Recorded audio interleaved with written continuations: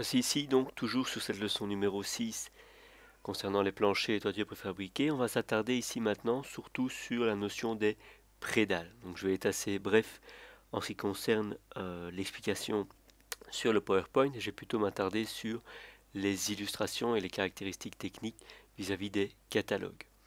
Alors ici donc par rapport à cette prédale, on le voit ici, ça reste donc une solution où on est plus sur une partie qui est préfabriquée en usine et par rapport aussi à un béton donc de seconde phase qui est lui utilisé sur le chantier et qui permet d'obtenir un élément de plancher traditionnel en béton. Alors on le voit ici par rapport aux caractéristiques, souvent par rapport à la largeur, on a des largeurs qui tournent aux alentours des 2,40 m. On verra que vis-à-vis des portées, maintenant on peut aller au-delà de 7 mètres, on peut aller de l'ordre de 10 à voire même presque 15 mètres, on va voir sur certaines dalles. Donc comme vous le voyez ici sur l'illustration, une prédale est un élément donc semi-préfabriqué, c'est pour ça que vous voyez dans la partie supérieure le titre. Ce sont les éléments semi-préfabriqués puisque dans les deux premières vidéos que j'avais essayé ici de montrer concernant les ourdis ou dalles alvéolaires en béton ainsi que les planchers TT, ça ce sont des éléments qui sont dits full préfabriqués. Ça veut dire que en usine, on fabrique entièrement l'élément de plancher et on n'a plus que sur chantier qu'à venir mettre sur ces éléments de plancher un béton de seconde phase qui est un béton pour créer ce qui s'appelle la couche de compression ou la couche de solidarisation.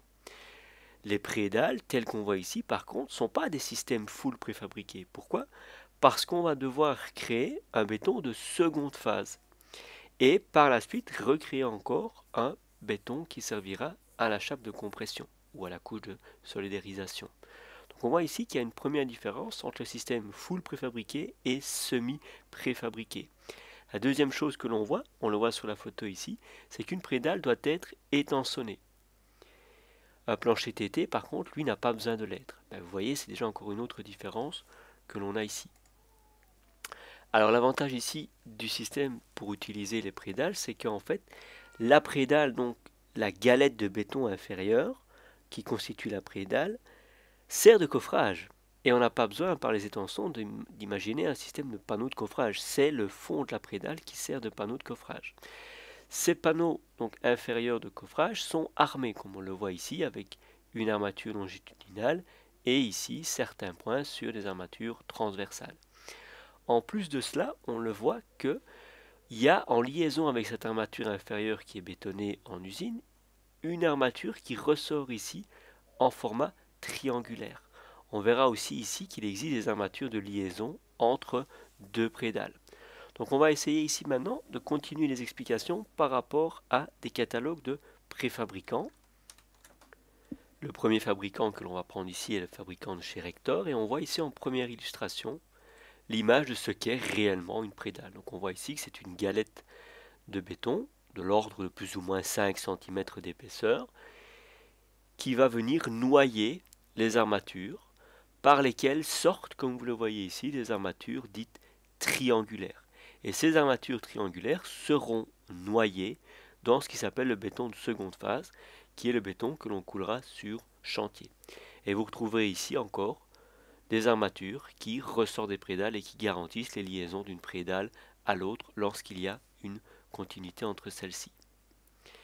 Si on regarde maintenant ce qui nous intéresse ici, là on le voit ici, ce sont les bancs de préfabrication, donc on voit ici en fait, ce sont les énormes machines qui viennent poser les armatures en acier déjà dans les bacs, et ce sont en fait ensuite un palan qui vient couler l'entièreté du béton sur l'épaisseur de 5 cm et qui viendra finir notre prédale.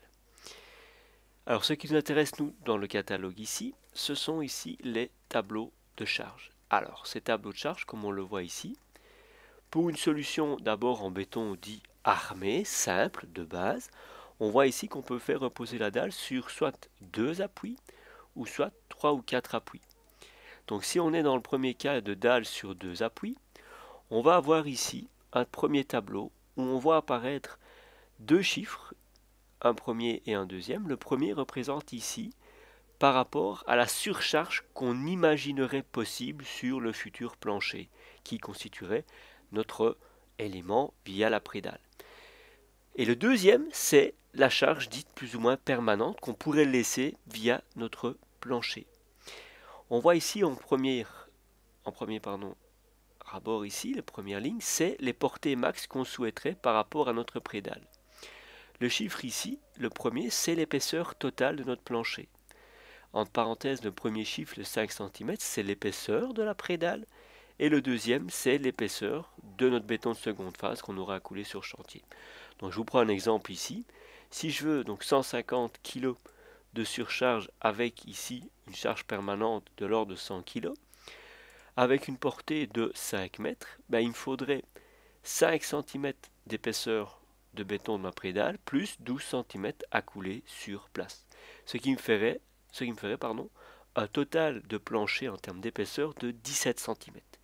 Si maintenant je veux par exemple augmenter les surcharges, je vais passer à 500 kg par mètre carré et je veux une portée de 6 mètres, quand j'ai une portée de 6 mètres avec une dalle sur deux appuis, il me faudrait dans ce cas-là couler 16 cm de béton de seconde phase, ce qui m'amènerait avec les 5 cm de prédale à une épaisseur totale de 21 cm. Et on voit que plus on augmente les surcharges, plus les épaisseurs finales de plancher seraient importantes. Si maintenant on veut travailler avec des prédales sur 3 ou 4 appuis, ce qu'on prend souvent si on travaille avec des pièces qui sont de dimensions équivalentes dans les deux directions, là on va voir ici que grâce au fait d'augmenter le nombre d'appuis, on va diminuer l'épaisseur finale de notre plancher. Je vous prends un exemple assez simple. Je reprends l'exemple de 500 kg de surcharge avec une portée de 6 mètres. Il nous fallait 21 cm total d'épaisseur de plancher quand elle était sur deux appuis. Si je reprends maintenant une pièce qui fait 6 mètres sur 6 mètres, je reprends exactement la même surcharge 500 kg par mètre carré, mais qu'est-ce que je vois? Il ne me faudrait plus qu'ici que 11 cm de béton de seconde phase, et donc une épaisseur finie de plancher de 16 cm, alors qu'ici il m'en fallait 21. Donc on voit ici que en travaillant avec des prédales qui sont sur plusieurs appuis, on diminue forcément l'épaisseur finale de notre dalle. C'est ça ici le but recherché. Alors ça c'est pour travailler avec des éléments de prédale en béton armé. On peut travailler, comme vous le voyez ici, avec des solutions en précontraint. Donc là, en fait, on peut se permettre déjà des portées qui sont un petit peu plus grandes que si on était en béton armé. Et on diminue en fait la quantité d'appui par rapport à notre traitement. C'est ça aussi l'avantage que l'on peut retrouver ici. Ça, c'est donc le catalogue propre à la société donc Rector. Si maintenant on se tourne vers un autre fabricant, qui est le fabricant donc ici de chez Alpha Béton. Alors Alpha Béton est une société ici qui se situe à Saint-Vith, dans l'est donc de la Belgique, et c'est une société donc qui produit les prédales, les prémurs et les murs pleins en béton. Alors nous, ce qui nous intéresse ici, c'est d'abord d'utiliser les prédales et d'avoir une conception de ces prédales. Alors, comme on le voit ici, sur l'illustration inférieure, on le voit en fait ici, la première bande donc de 5 cm de béton de la prédale avec l'armature qui est noyée en inférieur et qui dépasse pour être liaisonnée avec le béton de seconde phase. On retrouve ici en vue en long l'armature triangulaire ainsi que l'armature supérieure et le trait ici qui correspond simplement à la limite du béton de seconde phase. Quand on regarde la coupe transversale, on retrouve la galette inférieure et on retrouve, comme vous le voyez, les armatures triangulaires qui ressortent et qui seront noyées dans le béton de seconde phase. Alors on le voit ici clairement que ces prédales doivent être étançonnées. Le nombre d'étais dépend de la longueur de la prédale et on aura ici un panneau qui servira de blocage par rapport à notre coulage de béton pour pas que le béton sorte puisqu'il viendra ici au niveau supérieur. Première chose importante donc à retenir ici, si on regarde la 6e page de notre catalogue, c'est que quand on regarde une prédale, on doit avoir ici une épaisseur minimale, ou plutôt une largeur, ou une longueur, c'est un peu comme on l'entend, une longueur minimale d'appui ici de 4 cm. Ça c'est souvent ce que l'on utilise sur chantier. On retrouve ici l'armature qui dépasse de la prédale et qui sera noyée dans le béton de seconde phase qui sera ici sur toute cette dimension-ci. Donc on le voit ici, le béton de seconde phase que je dessine ici en vert. Et donc tout ça sera un béton qui sera noyé et coulé sur notre chantier. Et ça permettra à l'armature triangulaire d'être liaisonnée au béton qui finira notre plancher. Et sur, bien évidemment, ce béton fini, on aura la possibilité de venir y poser nos parois, nos murs supérieurs, etc. Quand on regarde ici le joint entre prédales, on l'aperçoit clairement, le numéro 8 qui est ici la barre qui sert de chaînage longitudinal. Donc quand on est dans la jonction entre deux prédales, on doit faire cette jonction à l'aide d'une armature supplémentaire qui est une armature ici en métal qui sert de chaînage, comme je viens de vous dire, longitudinal. Quand on est ici dans le sens ici transversal, on va avoir ici ce qui s'appelle une armature de liaison.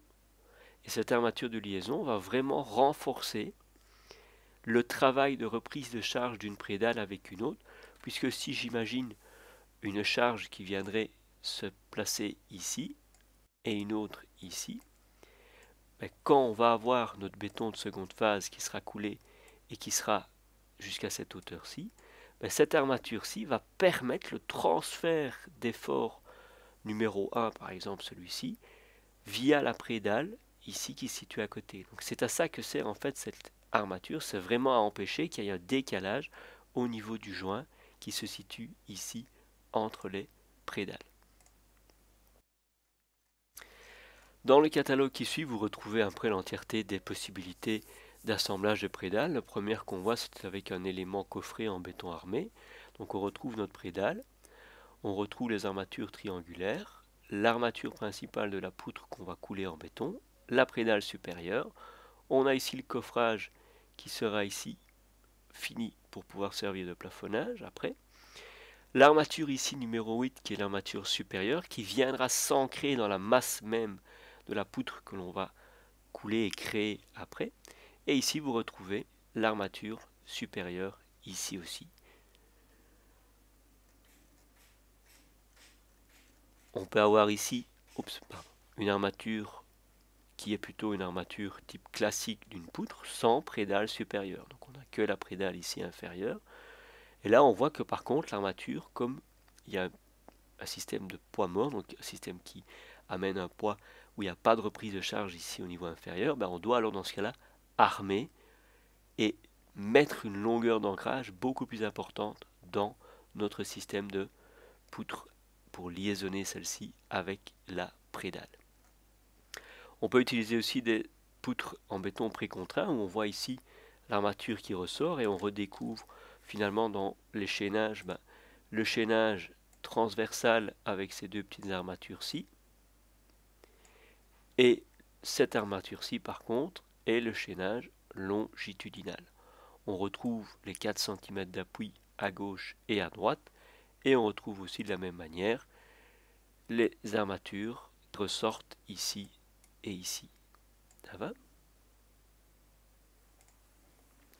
On peut faire aussi la fabrication de prédales avec des armatures ici qui sont préfabriquées en usine et qui sont donc liaisonnées à la base inférieure avec la galette de 5 cm de béton et ça permettra de couler alors notre poutre de manière traditionnelle avec le béton de seconde phase qui est tout à fait faisable.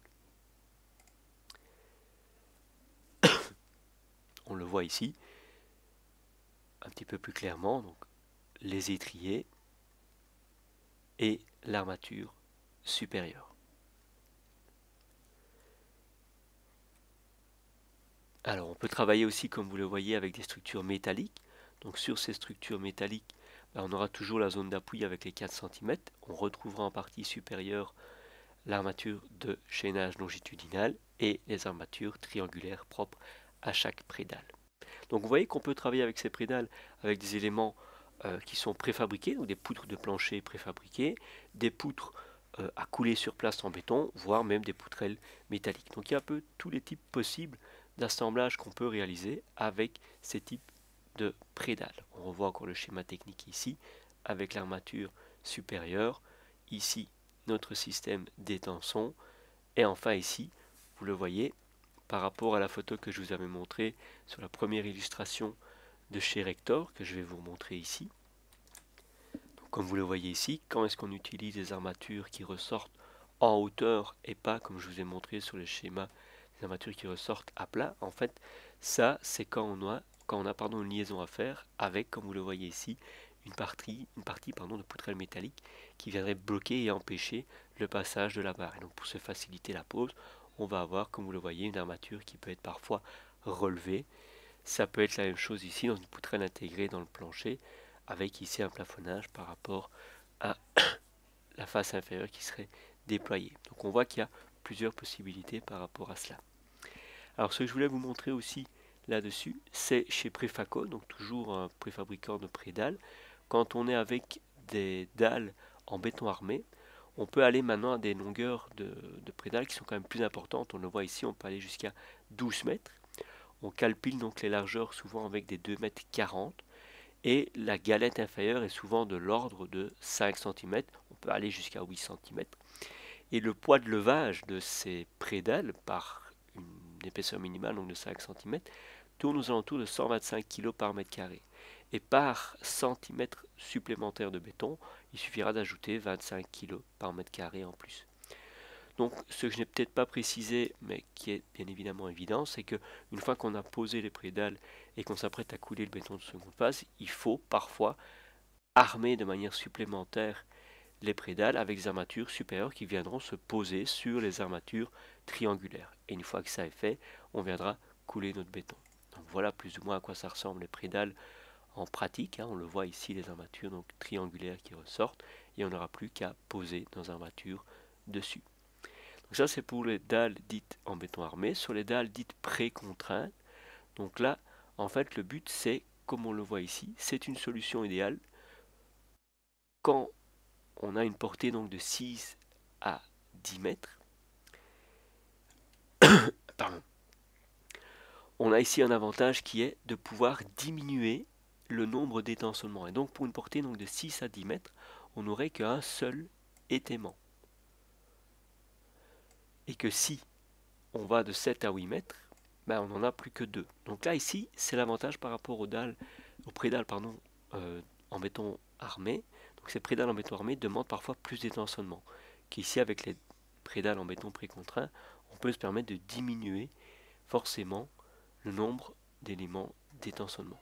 Alors voilà ici les armatures donc qui ressortent de manière droite et qui ne sont pas dites relevées.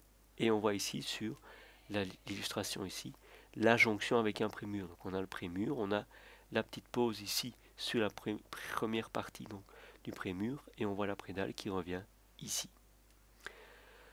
Donc on voit ici que par contre sur les prédales pré-contraintes, on a une épaisseur minimale qui est un petit peu plus grande, qui est de 8 cm. Donc là, ça alourdit fortement la notion par mètre carré en termes de levage, mais c'est toujours une solution qui est rentable puisqu'on diminue le nombre d'étançonnements. Sur chantier, ça prendra moins de temps à réaliser cela. Une autre solution aussi intermédiaire qui peut être aussi les prédales avec du polystyrène. Donc ça permet d'alléger le poids propre même du plancher et d'ainsi gagner en épaisseur de béton, puisque chacun des espacements que l'on aurait entre les systèmes de blocs en polystyrène, ça nous permettrait d'avoir les nervures ici, mais tout l'espace disponible pour les nervures en polystyrène, c'est des quantités de béton en moins. Donc ce serait ça ici qui serait possible avec notre troisième solution.